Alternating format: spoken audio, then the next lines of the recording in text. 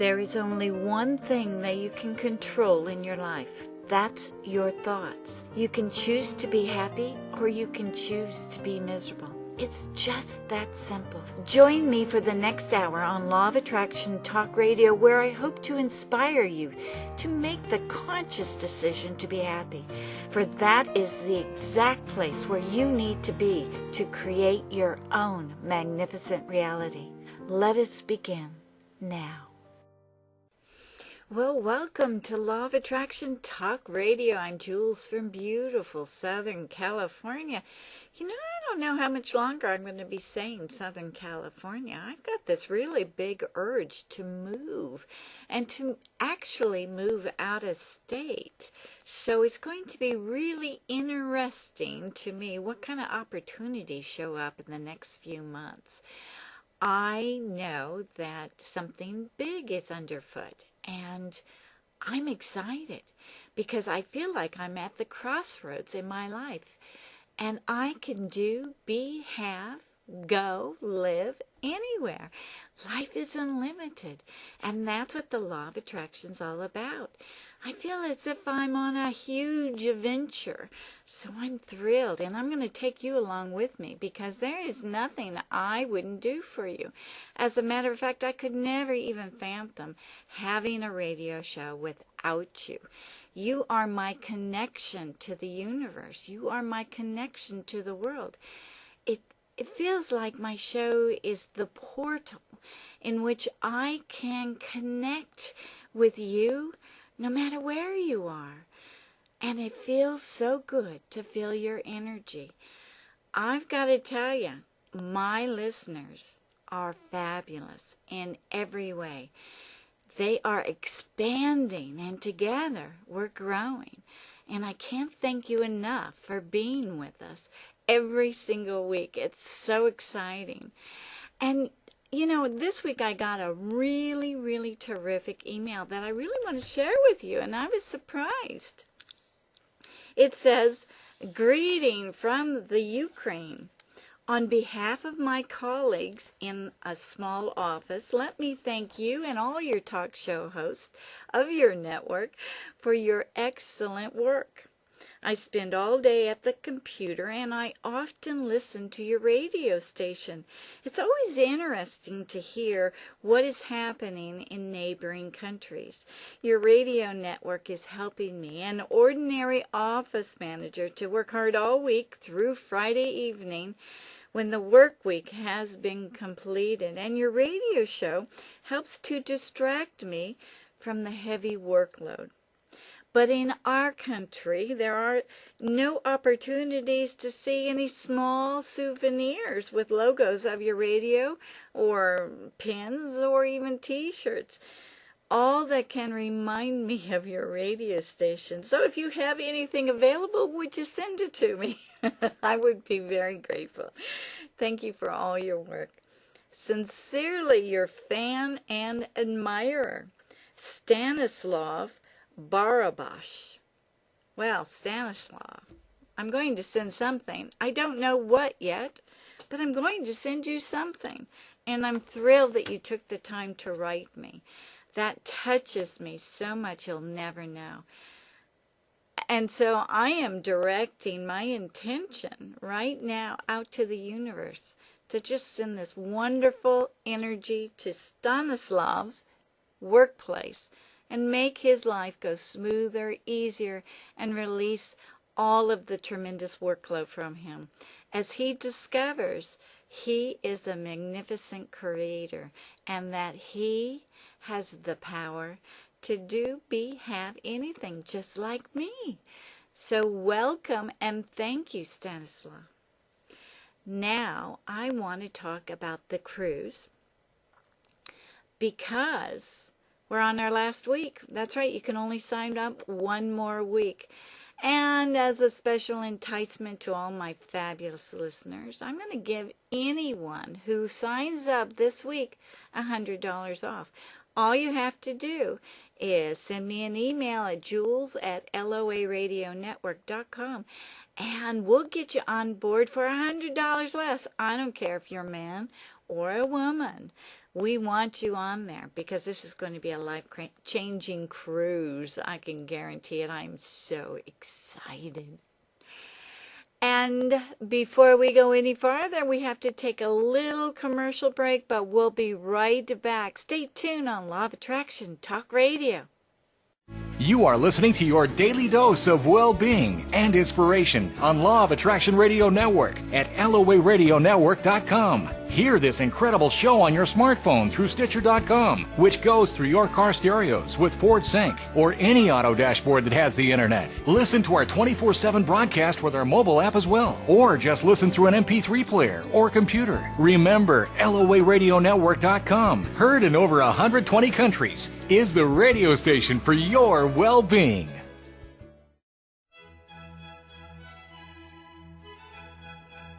Have you been receiving your free issue of Alms Times magazine in your email box? Every 2 weeks you'll receive this top quality magazine that has spiritual, metaphysical, and scientific information that will rock your world.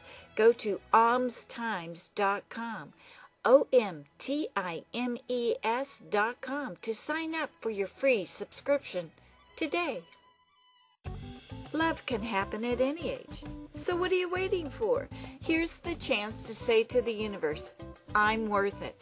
I'm worth a 4-day cruise, and I'm worthy of finding true love. Or say to the universe, my existing relationship deserves a short vacation to spark up our love. Either way, you must take action to make your dreams come true. What better way than to be with like-minded people? Join us October 27th through the 31st on our Spiritual Singles Cruise, where we have a fabulous tapping workshop with Dr. Garland Landreth, an angel workshop, tantra workshop, and relationship workshops. Rates start off at $5.99, double occupancy, which includes workshops. So go to LOARadionetwork.com and purchase your tickets today. We'll see you on board. Okay, welcome back. Now let's get on with tonight's show. We are continuing the theme of channeling. You know, there are many channelers out there that talk about the law of attraction, and probably people are more familiar with Hicks, who channels Abraham. Well, as of last week, we now know of Frank Butterfield, who channels the energy of Paul. And that interview was brilliant. I just absolutely loved feeling their energy. It's all good. Well, tonight we have another channeler with us who has written some really terrific books, about 8 books to be exact, and they all are through channeling. Tonight we have Toni Winninger with us, and she's going to be talking about her book, How I Died and What I Did Next.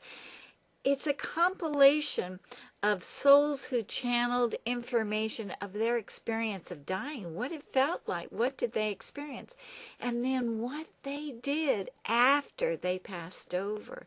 It's really fascinating. It has some really great insights, so I think you're going to really like it. Welcome, Toni, to the Law of Attraction Talk Radio. Well, thank you for inviting me. I am so thrilled that you're here because I read your book, How I Died and What I Did Next, and I thought it was a terrific accumulation of these wonderful stories from, I guess, your team of souls. You want to tell us about this book? Well, this particular book, we had a lot of people interested in just what is the dying experience like, the transition experience from their physical life back into their spiritual soul essence. And there are a lot of people who have a fear of that transition. So with the assistance of my guides, they said, well, why don't you interview people who have transitioned in all different ways, in all different places on the planet, and with a different intention as they left their body. And as you read through the various stories, as you say, of the people, they give you an idea that whatever your intention is, whatever your belief is, as you are going through that process of leaving the physical body and going back to your true essence, your energy, your soul, that determines how rapidly you go completely back into the unconditional love, or whether you create some intermediate place for yourself that you have to work through the energy of. If you want to cling to the earth, you have the ability to do that for a period of time. And it just is a great way to take the mystery, so to speak, out of dying. Mm. You know, one of the stories was very, very intriguing for me. You had talked about this lady who was in the Twin Tower when it came down. And, you know, for me, that really touched me because we all lived through it and we were all going, oh my God, all of those people. But to find out that it was really a peaceful transition Well, just for her, brought me so much happiness. yeah, it wasn't peaceful for everyone Oh, okay. who was there. It was the way that she saw it. She knew that there was no way she was going to live through the incident, and she chose, rather than to fight it, just to help facilitate the transfer. There were some people that my other guides told me did fight it. Those that chose to jump out of windows and, you know, various ways of dying in fear. And they had a little bit more of a problem transitioning back home. Mm. So the message of the book is to relax. I mean, it's going to happen to everybody someday, and to just jump in and enjoy the experience of going home, right? Well, the idea of the whole thing is that you're not taking any negativity that you've experienced in this life with you unless you choose to lug it along in a backpack or drag it with you. What you are doing is you are leaving all of the negativity in this world, because this is the only place where there's negative as well as positive, and you're going home to a completely positive, unconditionally loving place where you meet all of your friends, your family, the rest of your soul group, your consul, everybody that didn't come down to the physical plane or had previously meet you back home. Yeah, I for the first time I heard about the council. Now I've never really heard about that, but these are the souls who help you re-examine what you went through and to remind you of the lessons that you learned. Did I get that correct? Well, that's correct, but they have an even more active role in the whole process. They are the ones that help you set up your life lessons before you come in as well. They help you understand, you know, you say, I want to experience abuse because I've never done that before. And they'll say, well, how do you want to do it? Do you want it physical, mental, emotional? And they'll give you examples of what each one is. And then you choose, well, I think I want physical abuse. So then they say, well, you know, you can do it in a marriage, you can do it in some militaries, you can do it in an oppressive nation. And then you choose how you want to experience that. Of course, you come down with amnesia. Uh-huh. So then you work through it and see if you understand that it's just a lesson, that you can learn from it, you can see how it feels, and then you can choose never to do it again. But you may not see the entire process until you go back home and your consul then says, okay, you know, let's sit back and watch the movies. This is what happened. This is what you want. What did you get out of it?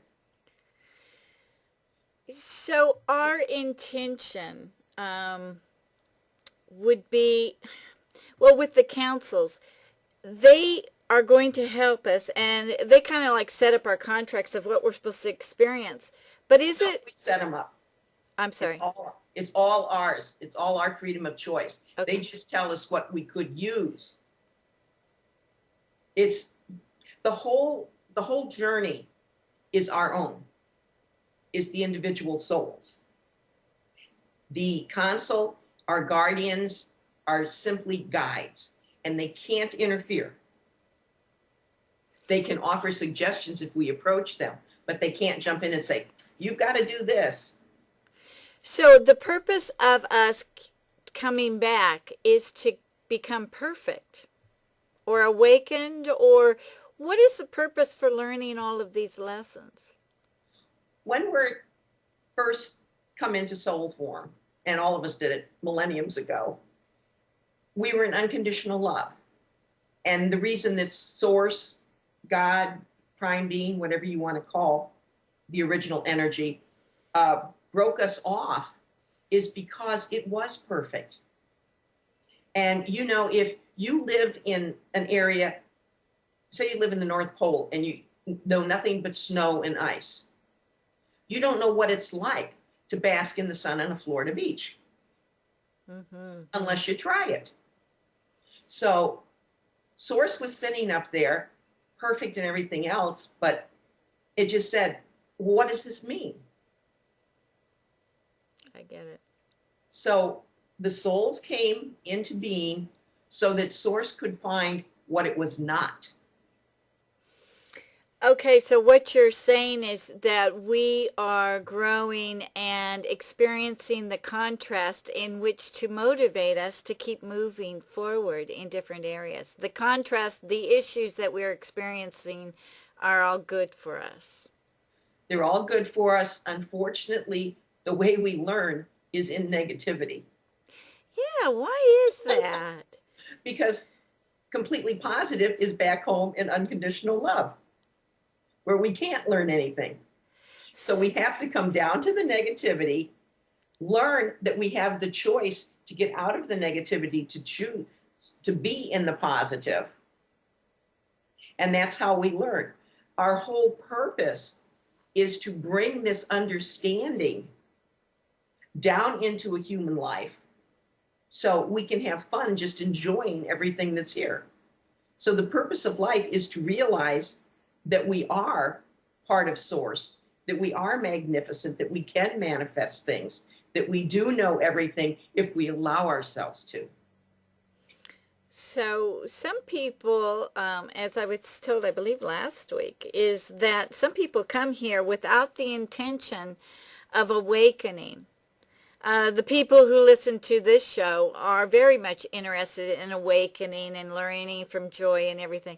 But there's a lot of individuals who didn't come here to be awakened. They simply came here to experience their contrast and learn. Is this correct? That's their major thrust. But as a soul, it's everything we do is recorded in our Akashic records. Everything anybody that comes down to the planet does is recording it in their Akashic records, which is accessible to us. So we may come down here and say, I'm going to do this very physical thing. And I don't care where it goes from there. I want to learn what it is to be in charge of a troop of 10,000 soldiers and be able to dictate their every move. And I don't care if I learn anything from it. It's almost like I'm playing a video game, and I want to be in charge. But underneath, everything that you do is recorded. So when you go back home, it's like the photos we bring back from a trip. You examine and you re-experience. When you re-experience something, when you do something new, you can't help but learn from it. Even if your idea was just to have a vacation. So let's talk about reincarnation. We come in basically without a memory of a past life. But there have been hundreds, thousands of books written about reincarnation. Are we supposed to know about reincarnation? Are we really supposed to care about it? Or are we supposed to learn and deal with life as we take it, as we get it right now? Well, if you don't do the latter, you can't have any knowledge or real trail path in the former. So when you come down here, of course, you don't know anything about reincarnation. Right. But as you complete your life lessons, if you do within a single lifetime, then you have time to put it into perspective. And as you begin to put it into perspective, the deja vu feelings get more intense. The I know I've done that before feeling get more intense, because you're no longer fixated on whatever the lesson was that you came down to learn. So then you begin to put the pieces of the puzzle together. If you are in some type of religion, cult, or a belief system which tells you that reincarnation does not exist, then you have a little bit more of a problem trying to figure out what these feelings are. But then you haven't learned the lesson of freedom of choice. That's good. That's very good. You haven't learned that you have the ability to change the belief systems. We come in, and from the very beginning, our parents, our teachers, society tells us what we have to believe. And we accept it totally because they're responsible for us. And we don't want to be responsible for ourselves. So it isn't until we realize that that thing we've always been told, don't talk to strangers, we can't go through life as we get older without talking to strangers.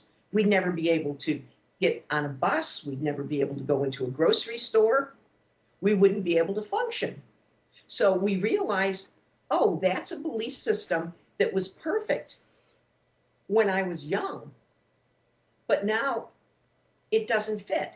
So now I have to change the belief system to try to feel what a person is like, or get the signs that they might be potentially dangerous to me, but allow myself to talk to strangers and to have new experiences. But with that, I'm assuming the responsibility that I might be placing myself in a position that I'm not totally comfortable with. So changing our belief systems comes with responsibility. And some people never make that leap of wanting to assume responsibility for themselves. And so then they get involved in a business where they have no say-so. They get involved in a religion where they have no say-so. They may even become part of a cult so that they don't have to take any responsibility at all. Wow. Yeah.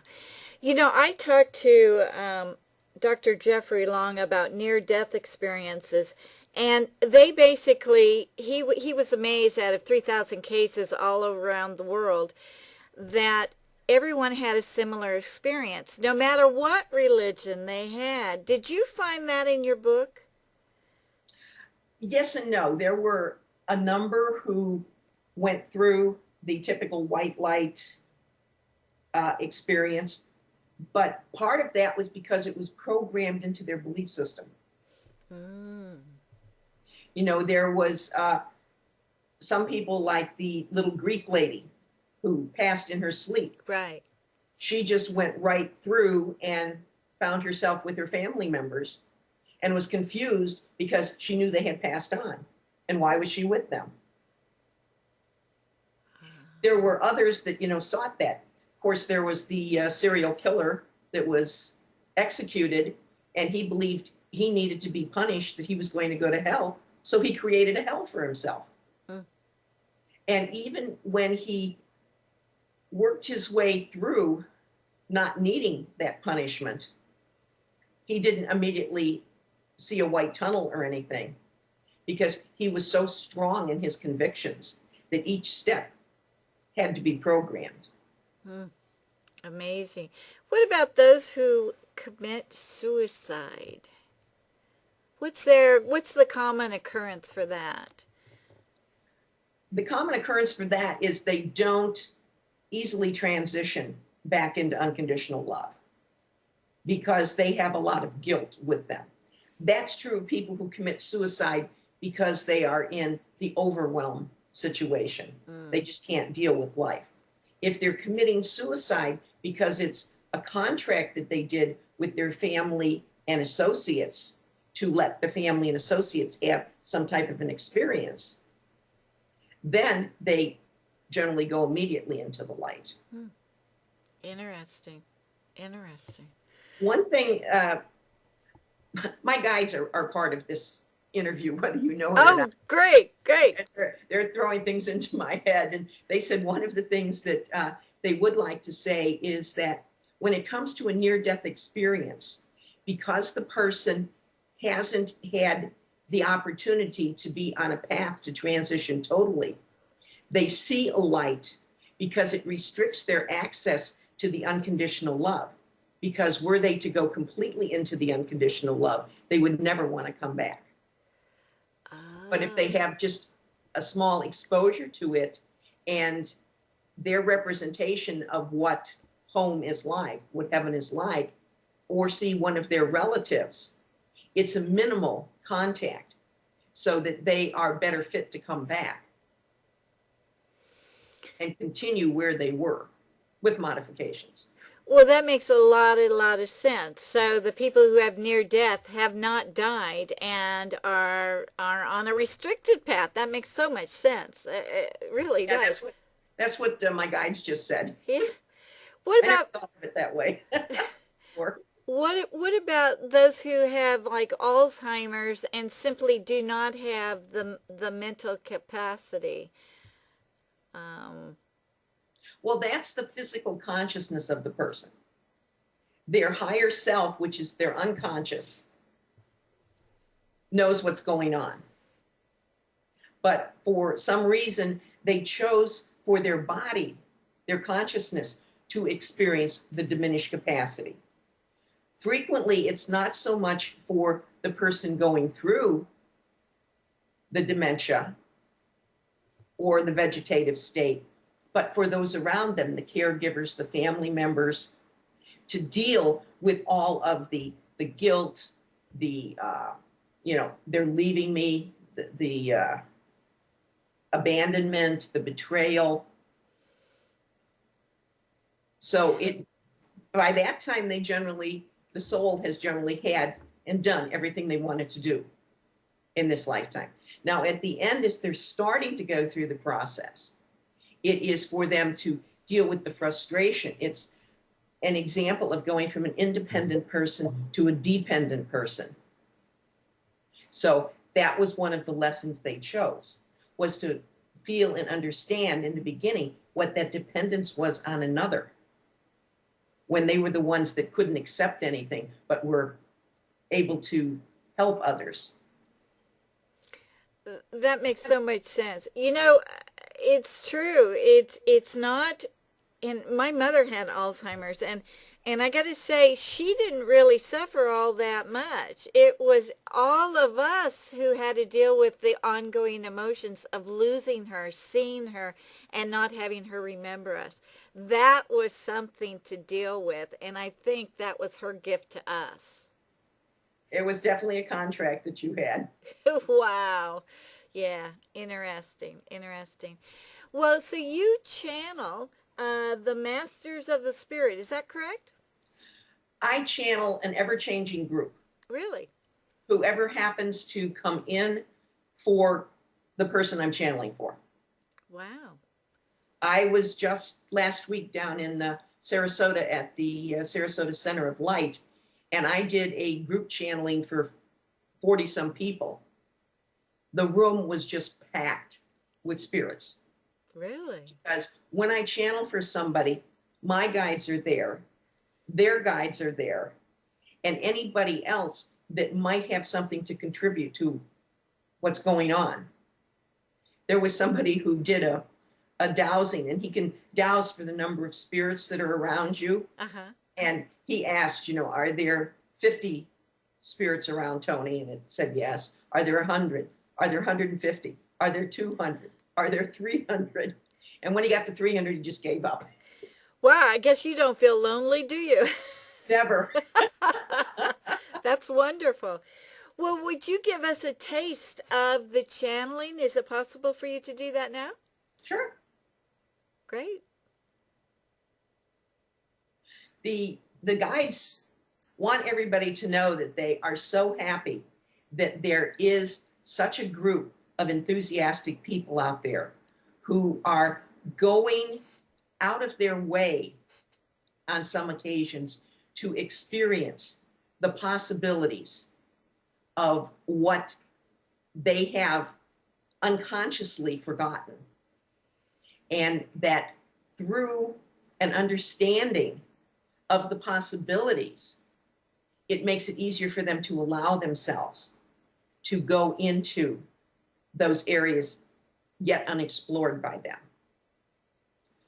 The masters want to caution them, though, that what comes through from spirit comes through in a vibrational way. And it may come through in a clear way, such as I do it, or it may come through a medium or an intermediary. And that because it is a translation of a vibrational into a written, spoken manner, that it is not 100% accurate. It can't be, because nobody is familiar with all of the words and all of the translations. But even more than that, what is said from the other side comes in many different layers, many different levels, for those who are just beginning, for those who have been in the process for some time, and for those who are actively connected with the energies. So that if you are listening to something, it may be given at a preschool level, it may come in at a high school level, or it may come in at a postgraduate level. So everything that comes in will not resonate with you because you may be beyond that, or you may not quite be up to it yet. So the suggestion is that whenever you listen to channeled material, whenever you read anything from somebody, because most books have some degree of channeled material in them, whether the author knows it or not. I noticed that too. The thing to do is to take it inside and see if it resonates with your energy. If it is right for you, and if you can learn from it, if you can expand your world based upon these words, then it will have a comforting, I call it the teddy bear feel to me. And then that is what is right for me right now. If it doesn't resonate, if it seems to be a little sharp around the edges, don't discard it, but put it in a little cubby hole, so that if later on something clicks in, you can go right to the cubby hole and you already have the information there. Great. So let me ask you, how do we go about learning how to channel? Well, with me, I started just by getting introduced to my guides and getting personal information from them.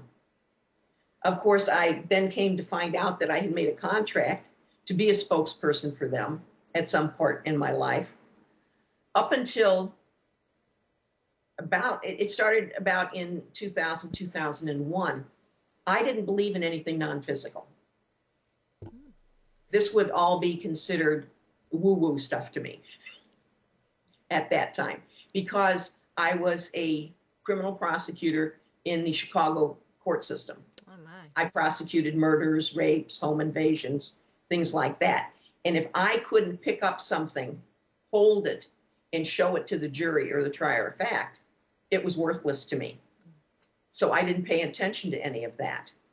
As I got near to being able to take retirement, that was when everything started falling into place. Started with a voice as I'm walking my dog in the woods, direction to a spiritual encounter group, direction to a past life regression, where I was able to not only experience a number of lives I've had, but spend time between lives in that unconditional love. And that was a huge step for me because I had been raised Catholic and went 15 years to Catholic institutions. They don't believe in reincarnation. So it was, one of those, oh my gosh moments for me. And then I started talking to my guides, and they suggested I go to Sedona, Arizona, where there was somebody who could direct me and who was a channel herself. And she just sort of led me down the path. All right, today, tell me what you should do today. Ask your guides. The very first night I was there, she did a channeling for me, and she said, I see 100 doors around you. And behind each and every one of those doors is another door or opening. And behind each archway, doorway, hole is some spirit, energy, or being that wants to work with you. Mm. And at the time I asked her, Suzanne, what does that mean? And she said, darned if I know. So now I found out. Yeah, here you are today. Yeah, exactly. Exactly. So, but usually for channeling, are you required to sit down and to meditate to kind of stop the thoughts from coming in? Do you recommend that? That's the first piece. But you can get into a place where you can shut your mind off. My mind very rarely has monkeys in it or little gerbils in cages. It's pure, clear, just space that is ready. Now, it took me a number of years to be able to get to that place. And that's why I'm a clear channel, because I don't have thoughts unless I invite them in. Oh, so, is that what that means? Yes. I never knew. I knew some people called themselves clear channels, but I didn't get. So give me the definition again. Well, the definition of a clear channel is somebody who has, it's like a conduit, a tube that goes straight up into the higher dimensions so that the vibrations can come through without any interference. And the last bit of possible interference is the channel's own thoughts. So it's like I step out of the way and allow them to push the energy through me. It just gets translated by my vocal cords because they don't have any. Now, in the beginning, I used to hear it in my head first and I'd repeat it. But as I have worked with them for so long, I hear it as I speak it. And sometimes it comes as a surprise to me as I hear it. Wow. And it's not in foreign languages or anything. No, because it's vibrational. Okay. So you're matching the vibration and the information is coming, but you're translating it into what you can speak. Right. They tell me it's sort of like I have built up a Rolodex of information. So I can translate any vibration that comes down that has a notation in the Rolodex. If something comes through that I haven't had experience with before, I'm unable to translate it. Mm-hmm. And then I can only tell you the closest thing that it is near that is from my past experience. Mm-hmm. Mediums are different, though, because mediums give their body over to energies. And that's why they can speak in tongues. They can speak of things that the human body has no information with. It has a little bit to do with when I was an attorney and that need for control. I've basically given up the need for control, except that I will not turn my body over to somebody. Yeah. Yeah, that doesn't sound so. Ooh. And is there is it always good energy that's flowing through, or sometimes there may be a difficult energy flowing through? I mean, kind of a not nice energy. Do we have to even worry about that? Yes. What I do before I begin any session, and actually as I start each day, I ask the universe to allow in only beings of the light, only energies, entities, and substances that will come through for the highest and greatest good of whoever I'm working with, and that they will keep out any negativity. Now, there are occasions when I channel for someone who's dealing with a poltergeist, a ghost, a discarnate, somebody who is remaining here on Earth. And most of the time, it's because of anger, revenge, some very negative thing. If I need to talk to them for some reason, either to get information or to get them to move on out of somebody's house, then I do an even better protection, that let me speak to them, but they have absolute no contact and infiltration into me. Because negative energies are very interesting. They can't come into your body unless you give them permission. Oh. But they interpret things such as, I'm so lonely, I wish I had somebody to talk to. Oh, I'll come help you. And they jump right in. I getcha. So most of the possessions occur when a person, well, about 70%, has been drinking. Really? Because their thought process isn't the best. Right. Huh. Or they'll come in through something such as a Ouija board. Because when you're working with a Ouija board, you are asking anything that is non-physical to come in and communicate through the board. Huh. So that's an open invitation to negative energies. And so before using a Ouija board, you've got to say a blessing or two before that to protect yourself. Surround yourself with white light. Well, that always isn't good enough. That's why I stay away from Ouija boards. Oh, okay. Okay. That's interesting. It's just a little too scary. Yeah. So what you have described is a little bit like a walk-in. Is that correct? Or is No. that different?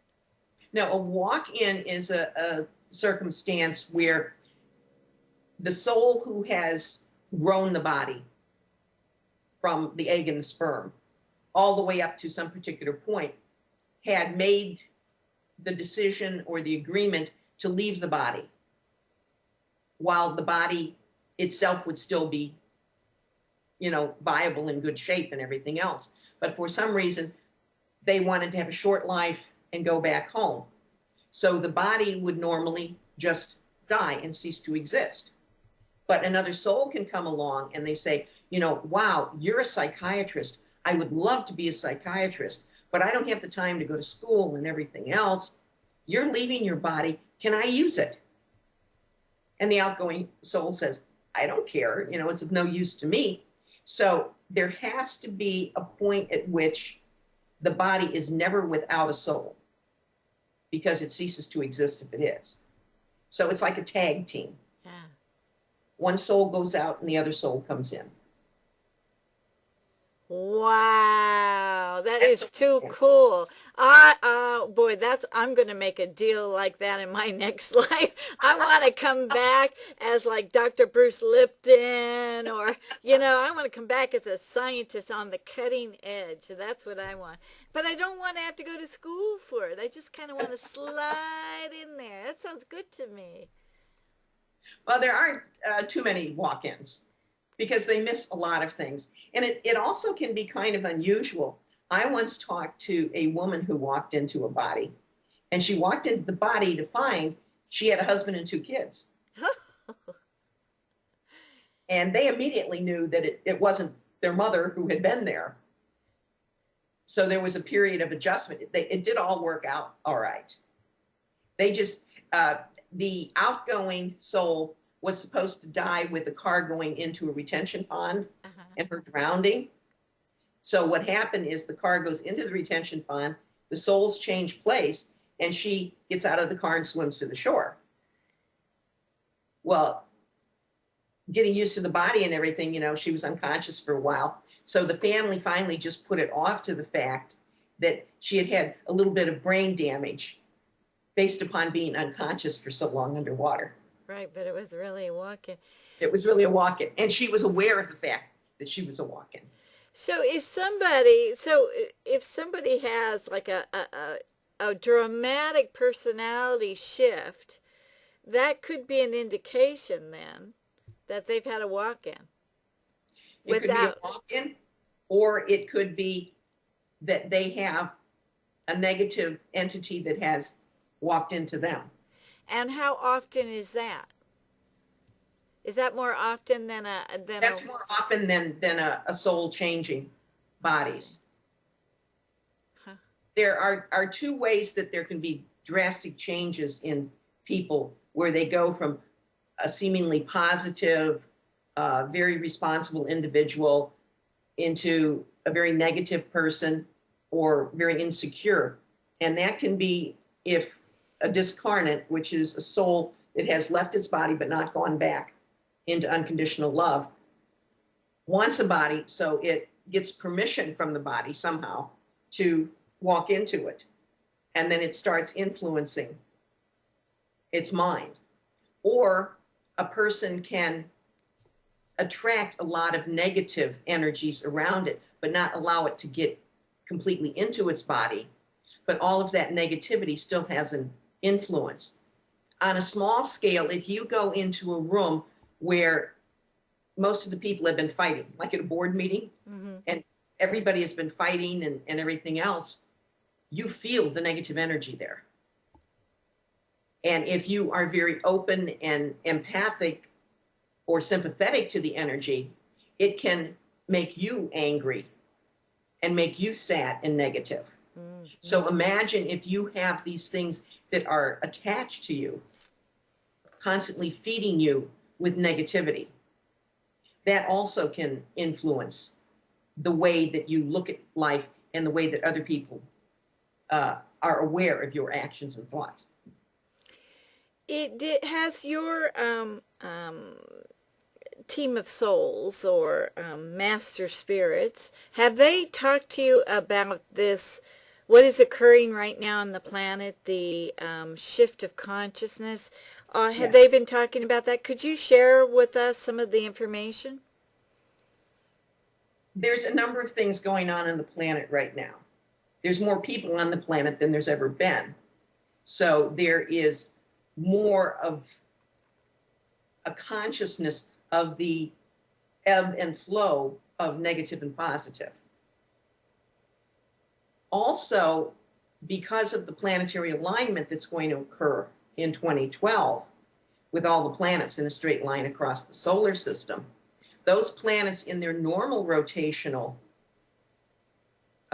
orbits would create static and interference that was perceived by people on Earth, preventing we in human bodies from being able to easily hear from the higher dimensions, the higher vibrations.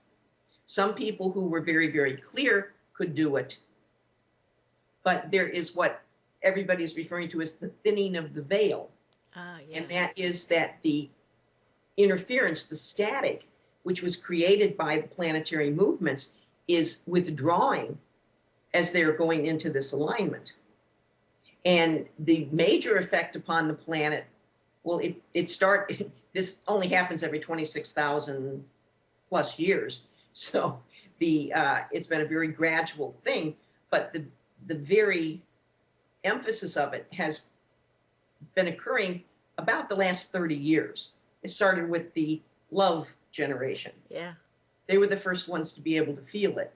And now it is growing. There are more people that are able to channel, more people that are able to talk with guides, more people that are able to feel the non-physical energies because of the diminution of the forces upon the planet. They can't tell us what's going to happen because everybody has freedom of choice. And the power that can be exerted within any realm, whether it's the negative realm or the positive realm, can be greatly influenced by a mass consciousness all wanting the same thing. So there have been some groups that have been forming, and here in the United States, several of them have, whenever a hurricane starts approaching the coast, they have started putting energetic waves out to diminish the storm, to shift its course, and things in that nature. And they have been pretty successful with it. Yeah, I know. So it is now the time for us to be getting together and creating a groups of people, a large group that can dream, that can really, it's okay to dream great stuff, great future, create a world of peace. That's what we're supposed to be doing right now. Not dreaming it, manifesting it. Okay. And there's a little bit of a difference there. Good choice. A dream has the tentativeness that I have no responsibility for it. I'm not going to become a part of it.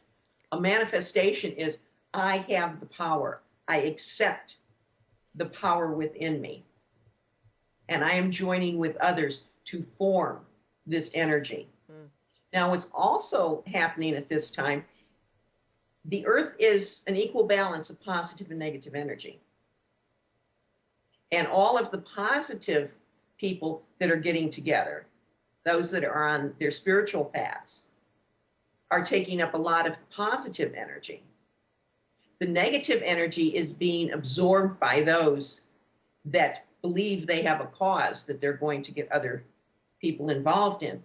So just as we are having all of these fantastic experiences on the positive side of the coin, we have more conflicts on the planet at this time than we've ever had. Really? Yeah. Because the negativity is just overpowering for some people. And the fanatics want to come up with their, they want to convert the whole world against some people. The whole blow up in the UK. Yeah. In the last couple of weeks. Yeah. Everybody who has a cause. And then all of the droughts that we're seeing, in Somalia, in that area down there, part of that is because of the shifts that are occurring on the planet from, again, the 2012 alignment, but also because there is a lot of negative, destructive energy going on there with the governments. And that takes the hope and the goodness out of the people. And they don't think that they deserve any better, so they don't do anything to try to increase the amount of positive energy that's there. Right. Fascinating. That's really good information. Well, we are all out of time, but I am so thrilled that you came on. Could you please give everybody your website so they can go and visit you? Well, if you are Facebook people, our Facebook site is Reincarnation Guide. And our regular site is, of course, on the World Wide Web, www.mastersofthespiritworld.com. Now, on both of those sites, we have answers that the masters give us to questions that people send us from all over the planet. And on the master's site, every Tuesday, they publish 3 rather large involved questions that are sent in. And on the Facebook site, there are short answers answered daily. So everybody gets a question practically, huh? Everybody gets a question. And the masters, in addition to the book that we talked about, How I Died and What I Did Next, have given us a series of books. One from which we actually did a lot of talking today is their latest book, which is Exploring Reincarnation. Ah, yes. That's a brand new book. It's been out less than a month. And they are just about 3/4 of the way finished with a book called Life Lessons. Oh, that sounds interesting.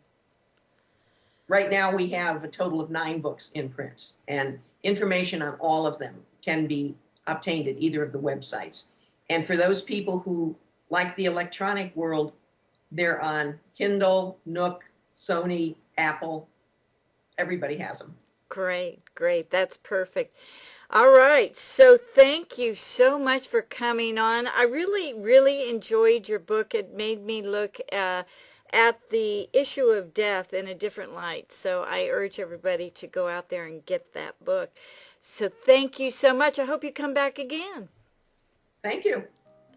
I'll be happy to. Great. Okay. Well, thank you, everybody, and we will see you next week. Bye-bye. As we close another show, it is my sincerest wish that you have a wonderful week ahead. Remember, through you, the world changes to reflect your happiness. If you'd like to comment on today's show, please send me an email to jules@loaradionetwork.com.